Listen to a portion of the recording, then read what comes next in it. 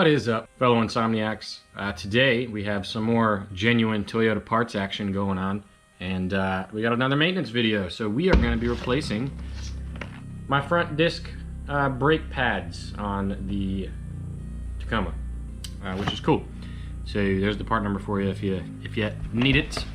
And yeah, it doesn't seem like it's too intuitive or too difficult. We do have to take the tire off, which means we're gonna have to put at least the front end of the truck up on jack stands. Yeah, we're gonna work our way through it. So here are the brand new brake pads, and I don't know what these things are made out of, like graphite or something, but they're very much able to be rubbed with your fingers and leave quite the dust on them. But there is the generic, or the standard thickness for a brand new brake pad here. I don't know exactly how thick that is. However, that's what it should look like right out of the box. So let's get this car jacked up and pull off the tires, and then we'll see what the old ones are looking like. So we have our jack stands on standby, as well as our crappy lift that comes with the truck. And then always pull on that e-brake, make sure it doesn't go anywhere.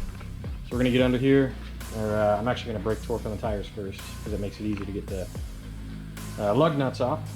Now, then when it's in the air and free spinning. So we're gonna brake torque, and then get the front end lifted up so we can take these tires off.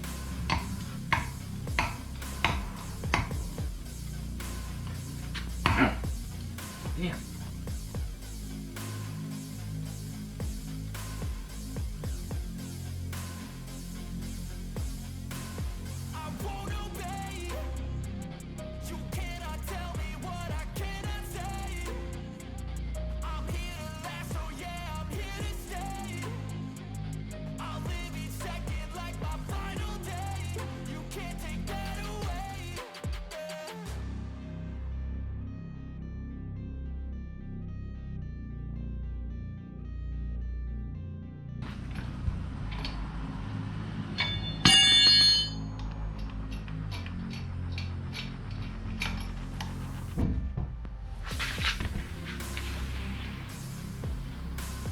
So I'm looking in here at the brake pads themselves, and from what I can see, it doesn't look like they are terribly shallow. According to the dealership, they are, but yeah.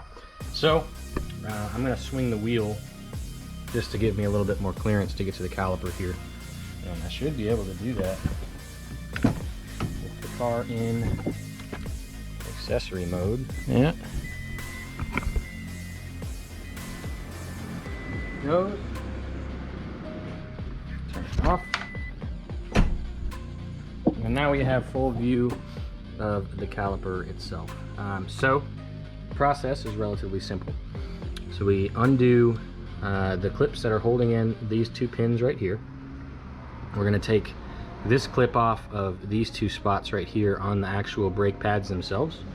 And then we're going to use a screwdriver or something just to kind of push these the caliper pistons off of the pads ever so slightly, because that'll give us a little bit more room to work with when we put these new ones on. And then we take these two pins out, we slide the old pads off and put the new ones in. It's a relatively simple process, so let's get some needle nose pliers and do some work. Stupid bugs, man.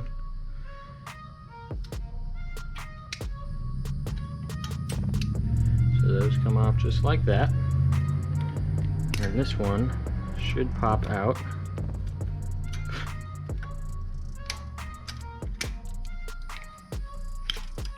just like that. And now this is actually going to be wrapped around this bottom pin, so whoop, put that to the side. So once we get this pin out, we'll be able to pull this one completely off. Alright, so just to show you kind of what I was talking about here, I'm going to use a flathead and get it between the edge of the caliper and the very, very edge of the rotor. And then you can just kind of push, and what that does is it pushes the piston back in, and that gives you, it's going to give us, right now it doesn't matter too much, but once we get the new brake pads on, we're not going to have as much room to be able to put them in place, right? And no, you are not hurting anything by doing this method. You're just giving yourself a little bit more room. And so that makes these relatively loose in here, right? Because the new pads are going to be thicker. So now that we have these out, we can literally just slide these pins and pull them right out. And then this piece comes right out from the bottom pin there. And then you can pull the old pads right off. There's the old one. Side-by-side comparison here. We'll rotate them the same way. So here's the old pad, and here is the new pad. And you can see that there is indeed quite the difference in thickness of the brake pads themselves. So with this new pad, we're gonna do exactly the same thing that we did, but opposite. So we're just gonna slide it in place here. We have these pieces that were on the back of the old pad, and this new one just slides with this little metal part down, and it will eventually slide right in place. Looks like we have to do a little bit more wiggling. So there's actually a little clamp, so you can take both the pads out, right? And then you can stick this clamp in there and then squeeze it in order to open it up evenly, right? But I don't have that, so we're gonna have to redneck finagle this thing. So one thing to note is that you do have an inside and an outside brake pad. So the inside one, it doesn't say it on these specific pads, unfortunately, which is strange. But the inside pad has this little metal piece down here on the bottom.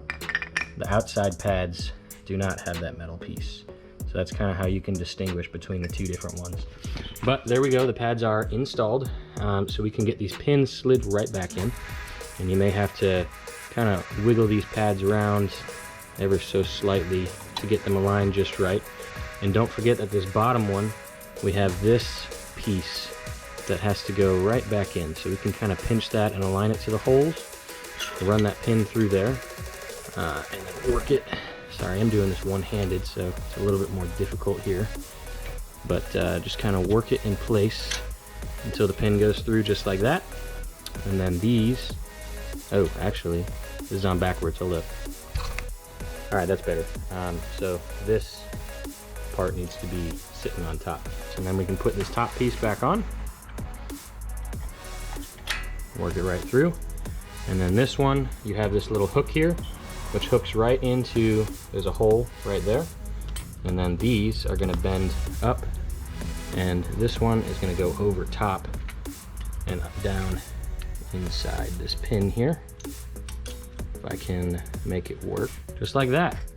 And then these are gonna kind of work their way into the center there. And we're done with the left side too.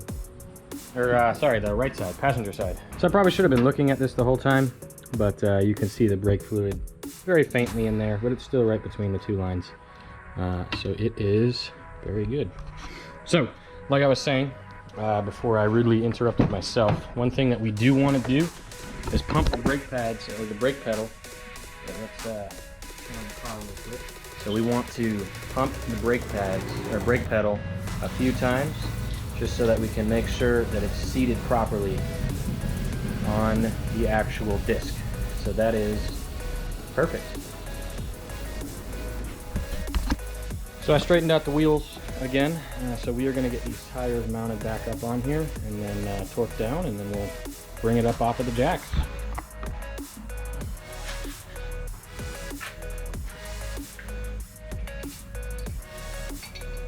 So one thing to note here, guys, when you're tightening this down is you want to make sure that you're tightening your lug nuts in a star pattern, just to make sure that you have even torque across the tire. So since I have 6 lug nuts here, it's super easy. I pick one and then I skip a nut, right? And then I do that, and then I skip it, and then I do the next one. And then from here, I'll go directly across, tighten down this one, and then once again, skip one, tighten, skip one, tighten.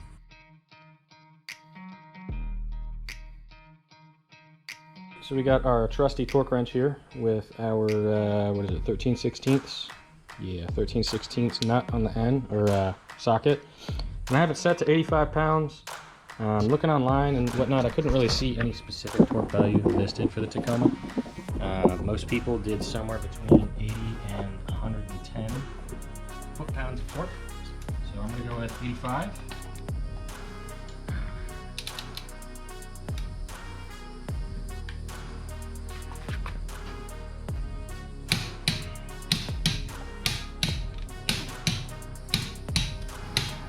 And there we go. I'm going to do the passenger side and we'll wrap it up. Well, my guys, that was super easy. It wasn't as quick as I had kind of originally thought it was going to be. And I totally just locked my phone under the hood. Yeah, so that only took me about 30 to 40 minutes to do myself. And I have, as you guys probably looked at in the last little maintenance episode here, but to replace the front brakes, they were going to charge me $255 at the dealership for the maintenance cost, and I think I spent, I want to say 75 bucks, maybe it was 80 on the Toyota website to buy those brake pads, and then I installed them in about a half hour myself. So is that worth $255? Not to me, but you guys can make your own decisions. It's really easy, it's really quick, and I hope that this video helps out for those of you who have never done it before. I guess I'll catch you guys in the next go around. Sorry I'm all sweaty. It is over 100 degrees outside right now here in Georgia, and oh my god, it is hot. I'm dying, so I'm gonna go cool down and yeah, they probably take a shower. So yeah, catch you guys next time. Midnight Sun out.